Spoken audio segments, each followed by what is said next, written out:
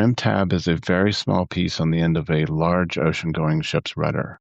Its purpose is to disrupt the flow of the water just enough that it makes that rudder able to turn in that current. We as followers all have our trim tab opportunities. And all you need to do to turn an entire ocean-going ship is just a little bit of disruption in that current, and you can help the leadership move the entire ship.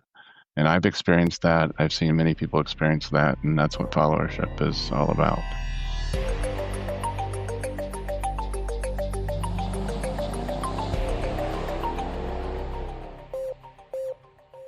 Hello, and welcome to The Clear Voice, brought to you by Clear Career Professionals. I'm your host, James Groom. Today we are joined by Rick Chambers, author of Inspired, a story of leading, following, and changing, and also the creator of the website Followership.Works. Rick, welcome to The Clear Voice. Thanks, James. Thrilled to be here. I'm excited to be here as well. This is post episode 75 after a year of doing this podcast. And when Michael introduced me to you, I realized that we hadn't talked about followership this entire year, and it's kind of important, I think. Yeah, it's a topic that doesn't get a lot of attention. Actually, is getting more attention these days, but I think it's an important part of the conversation when we think about leading and managing our organizations and working within our organizations as followers. I was looking up some things, and I saw several different quotes attributed to different people, but they all say about the same thing. And this one's from Julius Caesar. He said, "I would rather be first in a village than second in Rome."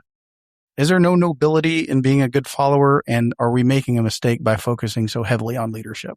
It's funny, you go all the way back to Julius Caesar. So there's early theory of leadership called the great man traits, now called the great man myth, but goes back early in the research and development of ideas around leadership. You know, if you go way back, we used to believe that leadership was you were born into that, like you could only be a leader if you were born a leader. As we've progressed, evolved, changed, that conversation and that dialogue has sort of shifted away from the leader as the kind of be-all, end-all, and shifting to more of a place where we interact within our organizations kind of dynamically. But to your point, I think we're sort of, I don't know what the word is, dogged by a history of wanting our leaders to be perfect. And we're looking to that leader to do everything for us. And that's sort of, I think, given as a paradigm of understanding that's, well, false. Because we as followers in an organization really have agency and responsibility and sort of an ethical obligation to do as much or more than the leaders do. When we talk about followership, since we don't talk about it so much, can you define that for the audience? Followership is kind of specifically the soft skills that enable your leader, your team, yourself to be more effective. And we think about those skills like critical thinking, like coachability, self-management, managing up. But it's more than just a collection of skills. It's really a mindset and, like I said, an ethic that to be a really good follower, you have to adopt. And you have to adopt as almost a responsibility to be engaged in your organization. It's always sort of a challenge when you go to define something as big as leadership or something as big as followership into just a collection of skills, because the second you do, there's a scenario that isn't addressed by one of those skills or a situation you didn't think of. Nevertheless, there is numerous studies that sort of collectively come together to define what followership is, and many of those studies showing that it's the followership, not the leadership, that makes for a more effective organization. I would agree with that. If the people in the organization aren't buying into it for whatever reason, then you could be the best leader in the world, but you're not going to get very far by yourself. Yes. One of the hard lessons I learned was you can't lead somebody who doesn't want to follow. The flip side of that is following proactively and being a good follower can change the name of the game, especially when you're working for a leader that isn't as good as you would like them to be or has blind spots, has vulnerabilities. That's when followership really makes a difference for that organization. Can you tell us a little bit about your background and how you first discovered followership as something you had a passion for?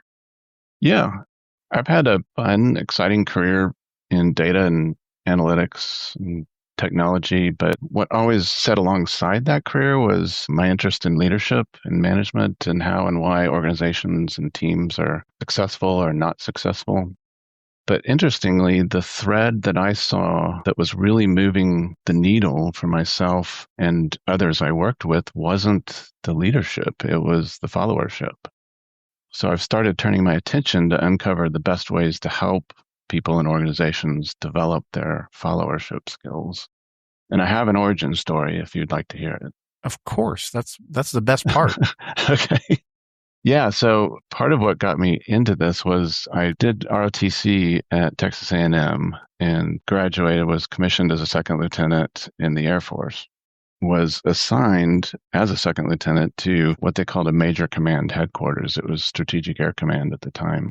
And that was a very unusual assignment, perhaps even a mistaken assignment for a second lieutenant, because major command headquarters were places where very, very senior leaders went to make policy and decide the direction of, the entire organization. In this case, like U.S. nuclear fighting war doctrine. And so I got there as a second lieutenant, and not only am I the lowest rank anywhere, I have no experience and no influence and have no idea what I'm doing. And fortunately, I was sort of taken aside by some mentors, one in particular, and they asked me, they said, "Hey, what do you want to do?" And I was like, "Well, I'm here. I want to make a difference, but I don't know how." I said, there's a few of these policies that need updating. I think I can do that. And they're like, "Great. Okay, here's what you do. You go do the research, come up with the changes that you're going to put in those policies, have three options, try and make two of them terrible so that the best one is most obvious. But then this is nuclear warfighting doctrine, so you're going to have a 4-star signature on that. And in order to get a 4-star signature, you're going to have to have 2 3-stars. And in order to get those 3 stars, you're going to have 4 1-stars. And in order to get those, you're going to have 6 colonels sign off on your package." And I was like, "Okay." He said, "Yeah. So those 6 colonels, this one is the hardest, most obstinate, difficult to get a signature from. So you're going to start there, because if you don't have that one, you're not going to get any of the others." My mentor said, "Okay, this is what you do. You're going to go down to that colonel's office. You're going to meet the admin there. You're going to introduce yourself. You're going to say, 'Hey, I'm new to the building, just trying to get to know people.' And then you're going to leave. And then you're going to come back 2 days later. And you're going to say hi to that admin that you met. And you're going to notice the picture of kids on their desk. And you're going to ask about their kids. And you're going to have a conversation. And then you're going to leave. And then you're going to come back the next week. Then and only then is when you're going to bring your staff package, and you're going to ask, 'Does the colonel prefer a meeting? I have this. Would love to get your help on how to best get this in front of the colonel.'" And that's how it went week after week and month after month with this mentor. Long story short, I got the 4-star signature. What I was being taught along the way was, and we didn't call it followership skills, but I was being taught how to have influence in an organization, how to change the very direction of the organization without any rank, without any experience, with little or no influence. That experience was very forming for me. I never forgot that. So about that same year, a guy named Robert Kelly writes an article for the Harvard Business Review called "In Praise of Followers." And it got a lot of attention. That was in 1989, 88, 89. A few years later, Robert Kelly in 1992, will publish a book called The Power of Followership. It was really from that point on that we had a word for it, and more people started to pay attention to it. And of course, since then, there have been numerous works, research, literature, conferences, and the body of knowledge around followership has grown tremendously. The efficacy of followership for our organizations has been proven. It's amazing. Every time someone does another study, it's like, oh, we should be paying attention to followership. So you're talking about a body of research that's over 30 years old, and I'm not aware of too many places that they may teach some of these skills, and they may do what, occurred with you with mentors, teaching people how to get through the organization and becoming good followers. But I'm not aware of too many organizations that routinely teach how to be a good follower as a actual course to their employees. Are we behind the times and we need to catch up? I think so. I absolutely think so. The numbers are crazy. It's interesting you bring up that point because you can do a quick search and quickly get to somewhere between $50 and $100 billion that we spend on leadership development just in the US. If you do that same search for how much we spend on followership development, you will struggle to come up with any number whatsoever. And yet, there's a widely cited McKinsey study that revealed, I think, only 11% of executives that were asked believed that their company's leadership development interventions actually achieved what they wanted, actually made a difference for them or gave them the desired results. You start asking yourself, wait a minute, we're spending all that money in that place, and yet we have this body of knowledge and followership and these empirical studies that say, hey, if you direct some of those funds to this and to developing your staff with followership, it's going to pay off. It's going to make a difference for you. So yes, I think there's an opportunity for every organization to sort of re-examine their training budget, as it were. I've worked for an organization before, and don't get me wrong, once you got promoted, they sent you to the top of the line leadership school in the area. So great job. But a lot of those people did come back, and they, for whatever reason, were already set in their ways. They might have taken a couple of things from the class, but some of them didn't really seem to pick up on a lot of that. And of course, we didn't receive really any leadership training before that. And of course, we didn't receive any followership training. Mm-hmm. If we started with the basis of followership training when we bring employees in, do you think sometimes maybe those leadership principles would be easier to impart into people as they go through the ranks? I know they would. And that's not just me saying. I mean, that's a good bit of evidence that suggests that part of good followership is being empathic and understanding the needs of leadership. And so you are a better follower, the better you can get in the head of the person that you work for and even the person they work for, starting to understand what their priorities are, their pain points. And in so doing, you start to get a good understanding of what leadership is about. I think inherently, just learning good followership and practicing it prepares you for leadership. It's in the research. Promotability increases highly correlated causal factors of followership skills that get you promoted. And I was thinking about this because in my experience in college, if you go to ROTC at A&M, you're in the Corps of Cadets there. It's kind of like an academy inside the school. And you spend your first year in the Corps learning how to follow. That is your job the first year. And it's true for all of the service academies as well. Your first year is your plebe year, your freshman year is learning how to follow. In those institutions, it's already been kind of established that, hey, we're training officers, but the first step for that officer is not leading. It's learning how to follow.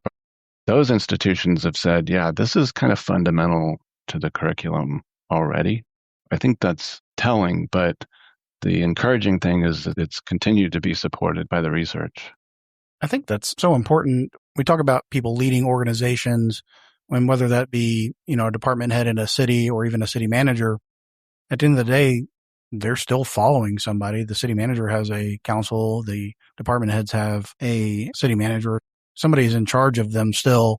It's almost counterintuitive not to learn how to be a good follower and teaching those skills, because I'm not aware that there's too many occupations where you're not going to have a boss. Yeah, it's true.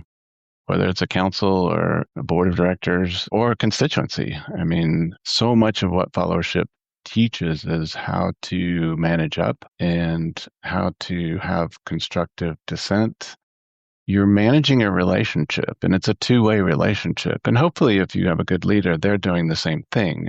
but both of you are steering around a collective, hopefully an agreed upon mission of that organization. You both have a purpose. And whether it's your city council or whomever, hopefully everybody has the best in mind. A lot of times our boss doesn't want to get there the same way we do. But good followership would suggest, number one, if that direction my boss wants to take or that city council wants to take, does it have consequences? Like, is there a blind spot? Is there things they did not consider when setting that direction? If so, bad followership would suggest, well, their funeral, they made a bad decision, going to be fun watching the fireworks. That's bad followership. Good followership is, how can we work together now that this direction's been set? Maybe there's information, things I can do as a follower to take this and say, look, here are some options.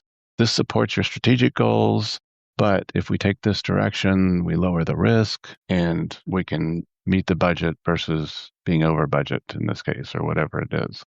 It takes discipline because our gut reaction when our leaders do dumb things is to say, gosh, that wasn't smart. That's going to be a disaster. Pivoting that back around and saying, okay, no, I am responsible for this organization's mission as much as my leader is. What can I do to help? What can I do to steer this thing to make a difference? Don't get me wrong. It's easy to get into that mindset. And I've been there myself, washing my hands of that decision.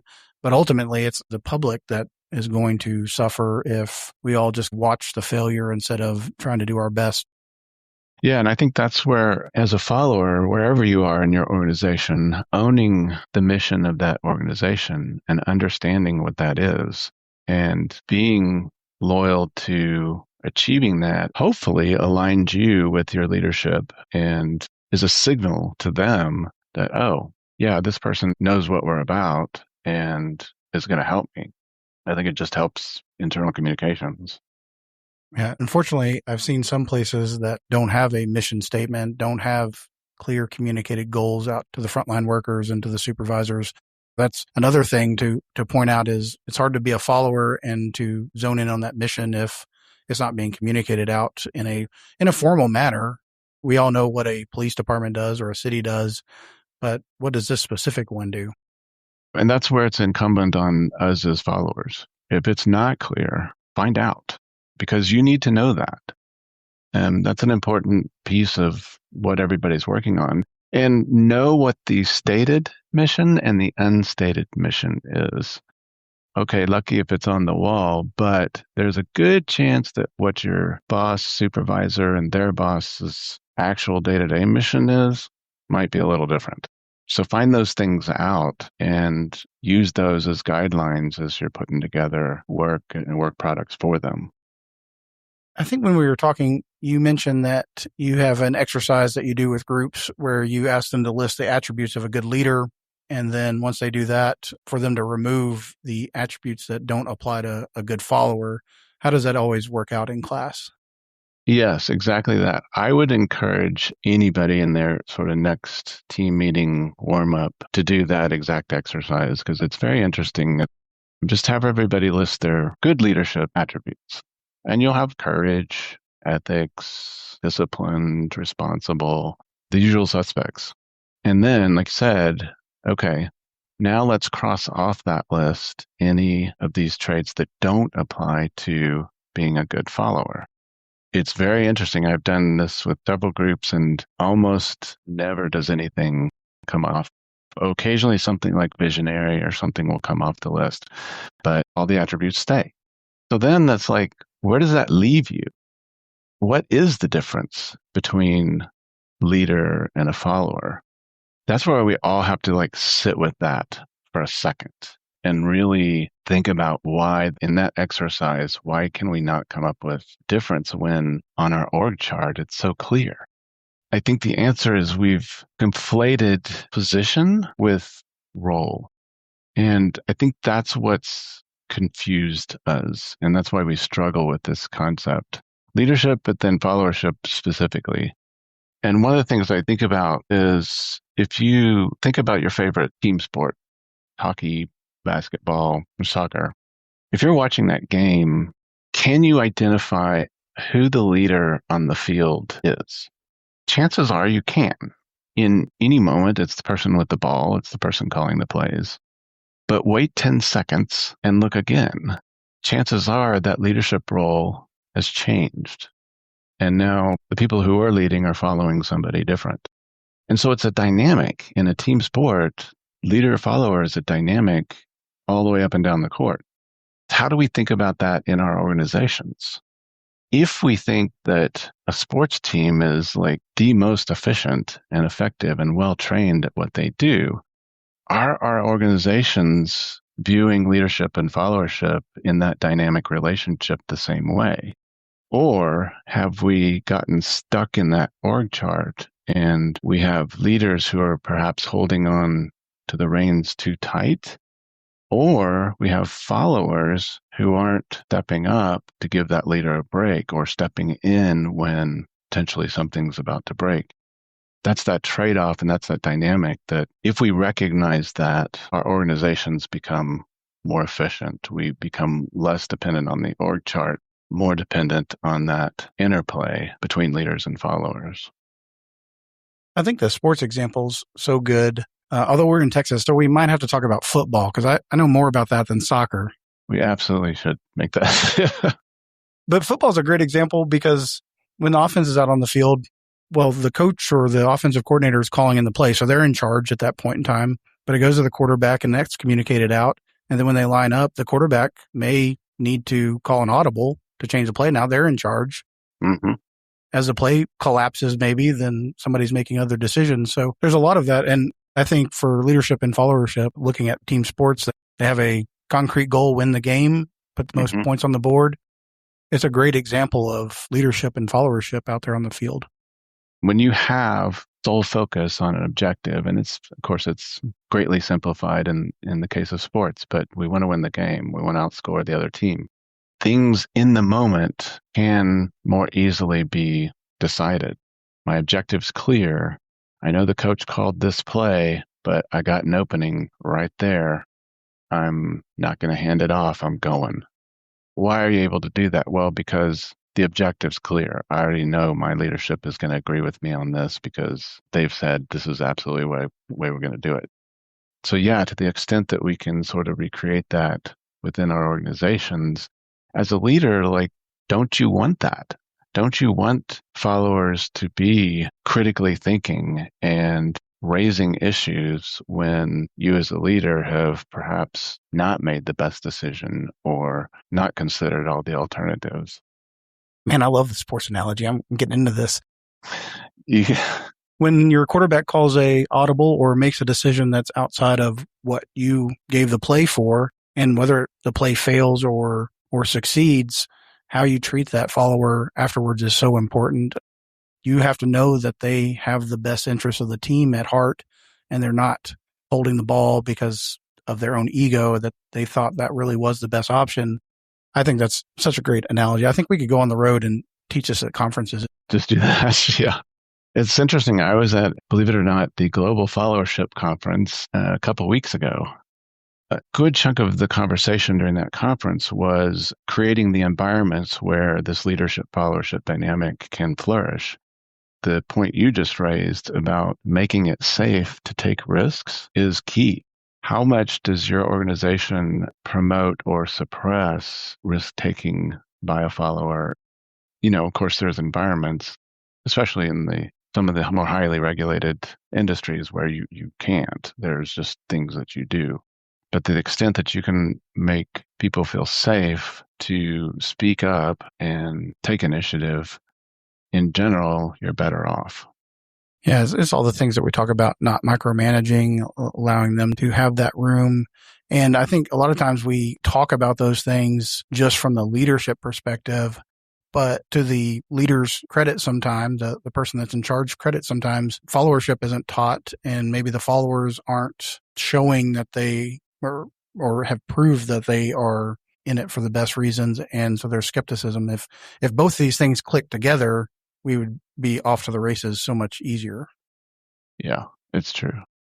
And again, it's through no fault of our own. We sort of trained ourselves into that. It's just going back to your earliest point is we are saddled with a paradigm of leadership and we're assigned a leadership position and we assume that mantle. We assume that mantle like, oh, now I'm expected to know what to do. And now I'm expected to make the best decisions and be motivational and be charismatic, right? Well, there's so many things about, quote, the right leadership that for me like just didn't even fit. Like it was so forced. And for years I like tried to play the role, but you can't help but just come across as like, what's this guy doing? It's not who you are. Becoming comfortable, right, in saying, look, that's not the kind of leader I am, and sort of owning up to that gives freedom for everybody to now sort of relax a little bit and join the team versus playing a role. I think as you move up, those skills and how you're having to lead and how you're having to follow, I guess they change based on your position. Yeah, I would say so. And where you are kind of in that org chart sort of changes the nature of how you follow as well. And certainly the higher up you go, being able to read a room, having situational awareness, political skills start to play more of a role. That's not to say those things aren't important at the very bottom of the organization. Everywhere you are and everywhere you're following, there is opportunity for you, there's agency for you, and there are skills you can use to help your leader be more successful, help your team be more successful, and help you be more successful. And that's one of the things that you said when we talked before, that is one of the goals of being a good follower is helping your leader succeed. How do you communicate that with somebody? Like, how do you show that if you want to be out there and doing amazing things? I found sometimes leaders are skeptical of what looks like good followership. So how do you communicate that you're just trying to advance the mission and make the leader look good? I think the best way to do that is to earn that trust little by little. That's not something you're going to gain the first day you're working for somebody. I don't think it's something you're going to communicate the first day you're working for something. I think it's something you need to demonstrate that, hey, I really do have your best interests in mind, assuming it's ethical, and I'm going to support you in that. One of the reasons I'm turning my attention back to followership is because now I can. I struggled as a manager or supervisor because, and this is difficult because as a manager or supervisor, how do I train my staff to be better followers? Because what it looks like is I'm just wanting them to be my sycophants or, just like suck up to me. And so I like just wouldn't train followership when I was seeing places where I knew my staff would benefit by some of these things. So we have a real dilemma there. But the flip side, I think, is true with what you said too, is if a follower is perhaps not careful, they can come across as a brown noser, as, someone who just sucks up and get a reputation with their peers for the same thing. And that's not a place that you want to be. I will say, being a yes person is antithetical to truly good followership. If that's what you're thinking, that is not what followership is. Followership is discerning, it's critical, it's ownership.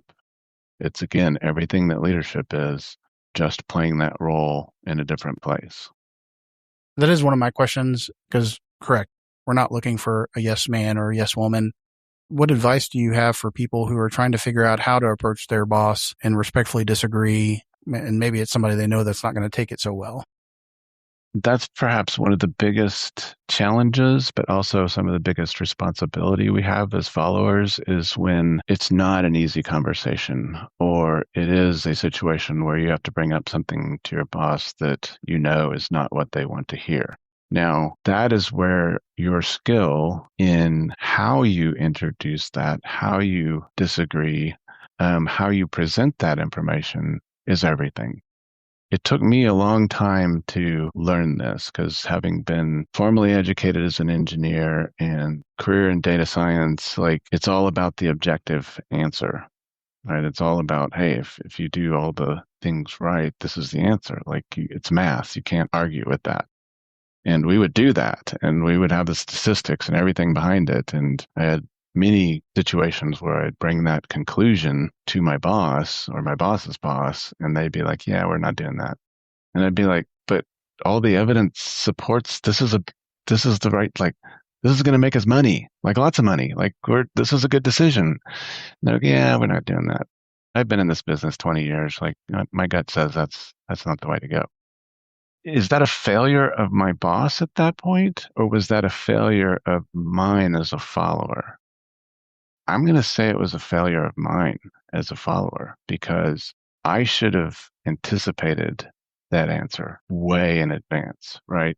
I should have already known what my boss's sensitivities are, and I should have been prepared with, okay, let's think about this scenario. Let's talk through this rather than just slapping down the test in front of them.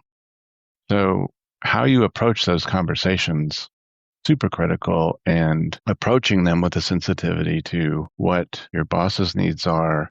And I think really what their boss's needs are too, because that's what they're reacting to.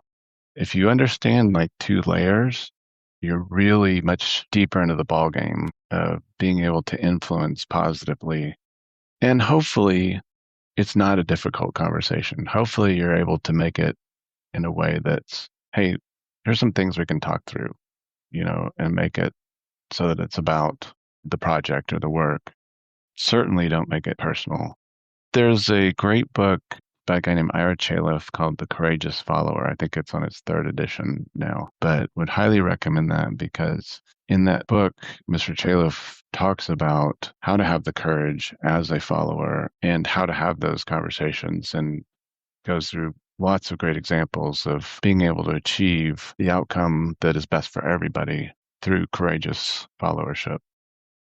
I like how you have put it back on the follower, yourself, when you don't get the answer that you expect, because really at the end of the day, the only person's actions you can control is your own anyway. So you might as well take ownership for it, especially when it's a simple decision that looks like it's supported easily. I've found that I don't prepare as much for those because those are the ones that get you every time. they come out from left field. Yeah. And I know we talked about trust earlier. I think trust is so important.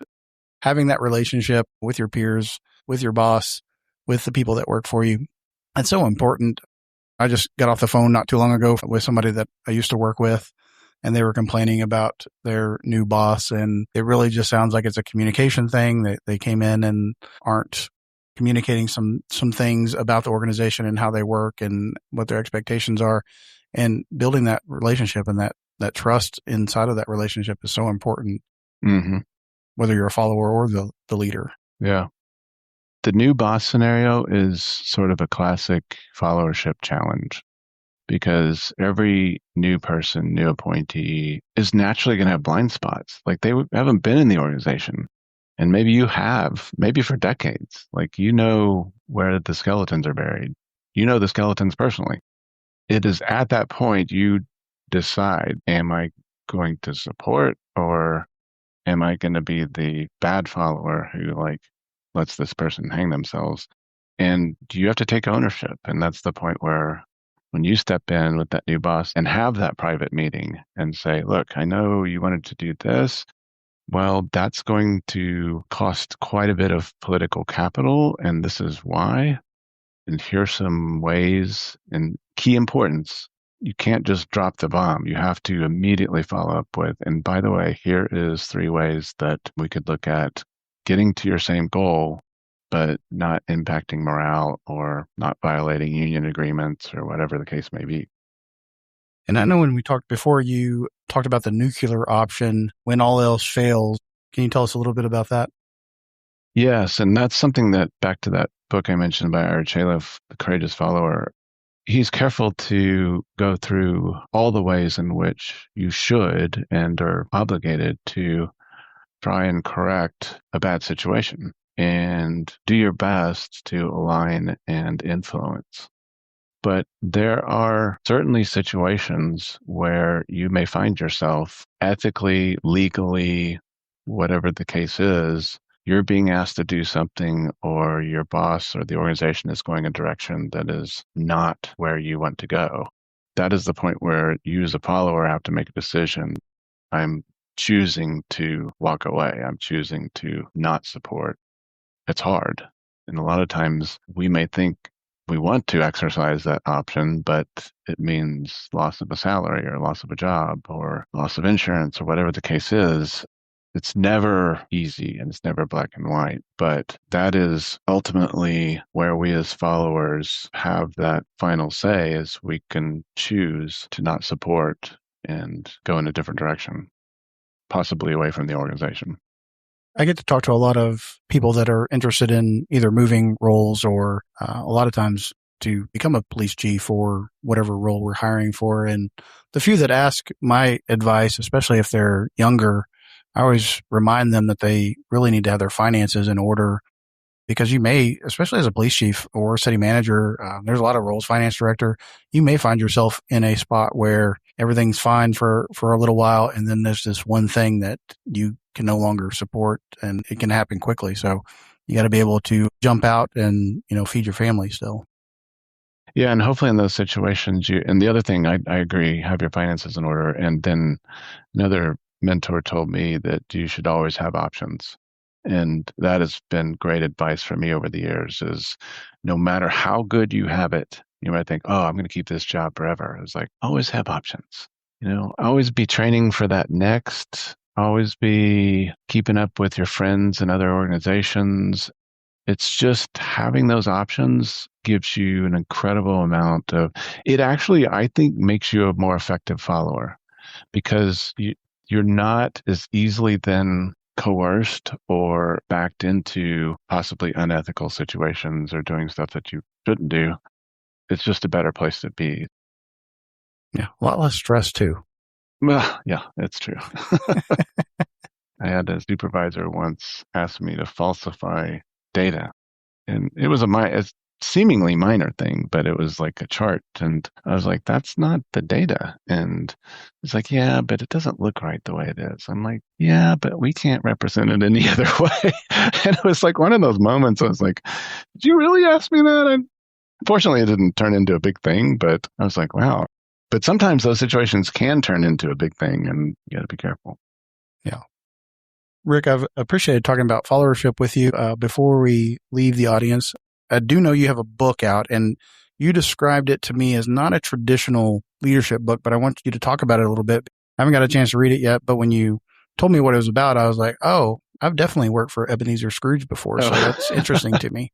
The book is called Inspired. It's out on Amazon, and it's a retelling of Charles Dickens' Christmas Carol in a modern setting, in the setting of an ad agency in Dallas. The story of that founder and leader of that ad agency, and where they find themselves in their career and what happens to them.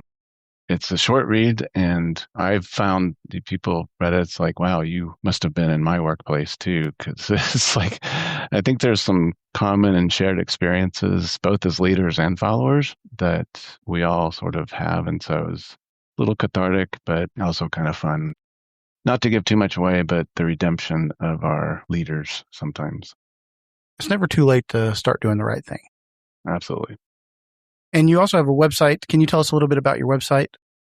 Yes, it's followership.works or followershipworks.com. And like I said, I want people and organizations and teams to be able to easily get to, well, what are the skills and what are the benefits of the skills if I start to do this followership thing?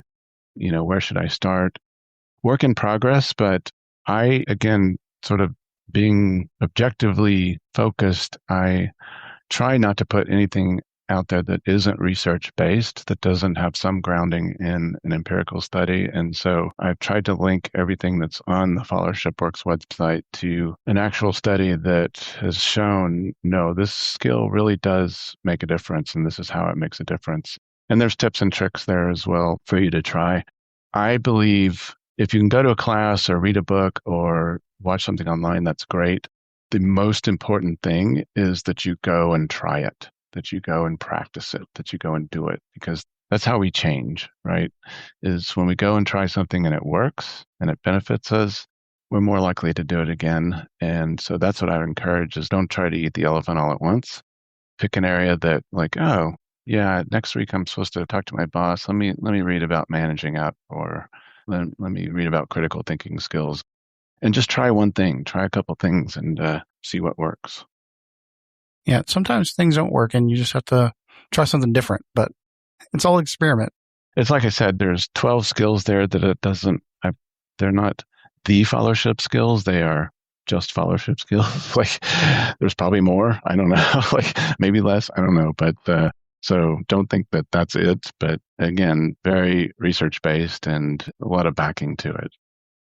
We'll make sure to put all the links to you in the show notes so people can find your book and the website as well. I appreciate it.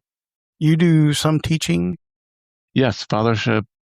If there is workshops or just team presentations, keynotes that anyone's interested in, I'm happy to do that. So yeah, just reach out. Before we leave, can you give our listeners any helpful advice or words of encouragement as they navigate the complexities of their roles? I would say the one thing to take away wherever you are is know that, especially if you're early in your career, but at any time, know that you have agency. Know that there's probably more you are able to do than you think there is. If you haven't heard of Buckminster Fuller's trim tab, look it up. It's a great story, but trim tab is a very small piece on the end of a large ocean-going ship's rudder. Its purpose is to disrupt the flow of the water just enough that it makes that rudder able to turn in that current. And we as followers all have our trim tab opportunities. And all you need to do to turn an entire ocean-going ship is just a little bit of disruption in that current, and you can help the leadership move the entire ship. And I've experienced that. I've seen many people experience that, and that's what followership is all about. Thank you. That's so great. Rick, we appreciate you taking your time to give us your thoughts on followership. I promise, since we've only done this once this entire year in 75, 76, 77 episodes, whatever this is going to be, we'll try to be more intentional on at least talking about it every now and then. Oh, that'd be great. Yes, well, I've enjoyed it, James. Thank you so much. Yeah. To our listeners, thank you for what you do in your communities, and thank you for listening. You can connect with Rick Chambers on LinkedIn or check out his website at followership.works. Rick's book is called Inspired, a story of leading, following, and changing, and that can be found on Amazon. Like and subscribe to Clear Career Professionals on LinkedIn and Facebook. Check out our website at clearcareerpro.com for the latest job opportunities and other great resources. And subscribe to the Clear Voice on YouTube, and we will catch you next time.